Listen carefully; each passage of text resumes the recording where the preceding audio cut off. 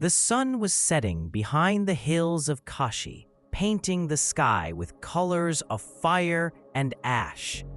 The river flowed as it always had, silent, indifferent, eternal. But in one narrow street near the Ghats, time had stopped. A man sat on the stone steps outside his house, staring at the ground. His eyes were dry, not because he was strong, but because his tears had already exhausted themselves. Just that morning, he had lit the funeral pyre of his only son.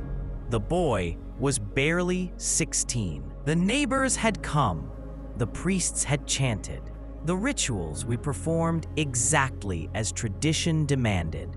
And then everyone left, because grief, no matter how loud at first, always becomes lonely in the end. The man's wife lay inside the house, unconscious from shock. Relatives whispered that the gods were cruel. Some said it was fate. Others advised patience, prayer, surrender. But none of their words entered the man's heart.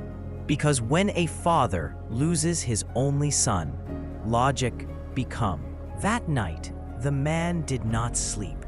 He kept seeing the same image, his son running toward him, smiling, calling him father, just as he used to do every evening. And then, suddenly, silence. The man clenched his fists. "If the soul is eternal," he whispered bitterly, "why does the pain feel so final?" He had heard monks speak of detachment. He had heard scholars speak of Maya. He had heard priests speak of karma, but none of them had stood where he was standing. Just before dawn, he made a decision.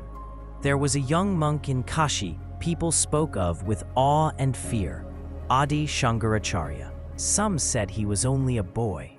Others said he carried the wisdom of centuries. Some loved him. Some were unsettled by him. They said his words could heal. They also said his words could shatter illusions like glass. The grieving father stood up. "If truth exists," he said, "let it hurt me completely." And so, with ashes still clinging to his clothes, he walked. Adi Shankaracharya was seated beneath a banyan tree, surrounded by disciples. He looked impossibly young. His face was calm, his posture effortless, his eyes deep, unmoving like still water. The father approached slowly. People moved aside. They could sense something heavy walking toward the monk. The man folded his hands, not out of respect, but exhaustion. "Swami," he said, his voice trembling, "I have come to ask you one question." Shankaracharya opened his eyes. "Speak." The father swallowed. "My only son is dead." There was no murmur among the disciples, no dramatic reaction, only silence. The man continued, his voice breaking. "They tell me the soul does not die. They tell me the body is temporary. They tell me grief is ignorance." He looked directly at Shankaracharya. "If that is true," he said, "why does my chest feel like it is burning?" The disciples shifted uneasily. Adi Shankaracharya studied the man, not with pity, not with distance, but with piercing clarity. Then he spoke. "Tell me," he said gently, "where is your son now?" The father's eyes filled with tears. "In the cremation ground, reduced to ashes." Shankaracharya nodded. "And where were you before your son was born?" The question struck the man like a slap. I don't know." Shankaracharya leaned forward. "And where was your son before he was born?" The man opened his mouth. No words came. Shankaracharya's voice remained calm. "You cry because you believe something that belonged to you has been taken." The father's fists clenched. "He was my son." Shankaracharya raised a finger, not in accusation, but precision. "He was a body that came through you, not something created by you, not something owned by you. The man shook his head violently. You speak like this because you have never lost a child. The disciples gasped, but Shankaracharya did not react. Instead, he smiled faintly. You are right, he said. I have never lost a son. Then he paused, because I have never claimed ownership over another soul. The words fell like thunder. The father felt anger rising. Then why should I listen to you? Shankaracharya replied softly, because your suffering is not caused by death. It is caused by attachment. The man laughed bitterly. Is love a crime now? No, Shankaracharya said. But confusion is. Shankaracharya gestured to a nearby disciple. Bring me a clay pot. The disciple returned with one. Shankaracharya held it up. This pot, he said, was made from clay. He dropped it. It shattered. Where did the pot go? He asked. The father stared. It broke. Shankaracharya pointed to the pieces. Is the clay destroyed? The man hesitated. No. Then what are you mourning? Shankaracharya asked. The father whispered. The form. Shankaracharya nodded. You are not crying for the soul. You are crying for the form your attachment demanded to remain. The father's chest tightened. But the pain is real. Yes, Shankaracharya said.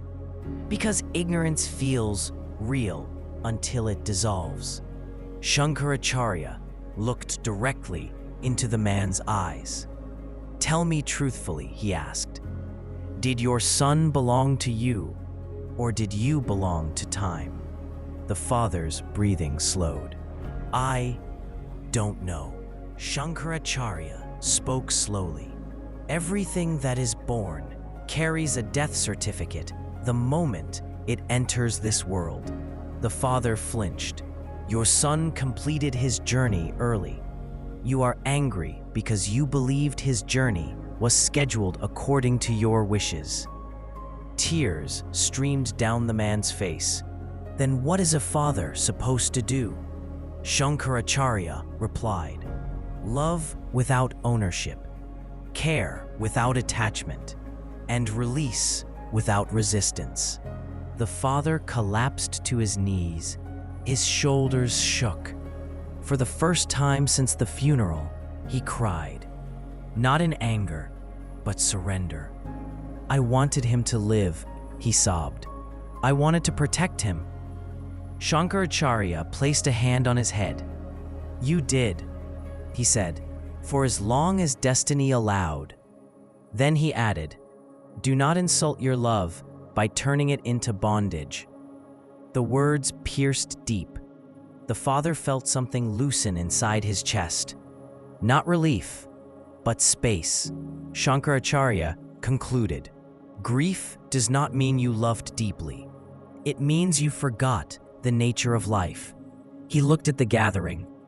Remember this, he said. The soul does not mourn the body, the ego does. The father bowed his head. Then what should I do now? Shankaracharya answered. Live in such a way that when death comes again, it finds you awake. The man returned home. His wife was still asleep. He sat beside her.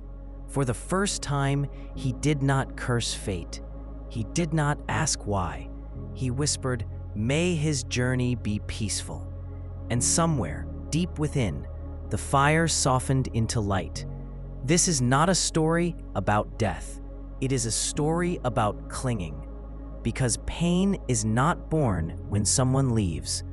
Pain is born when we refuse to let go.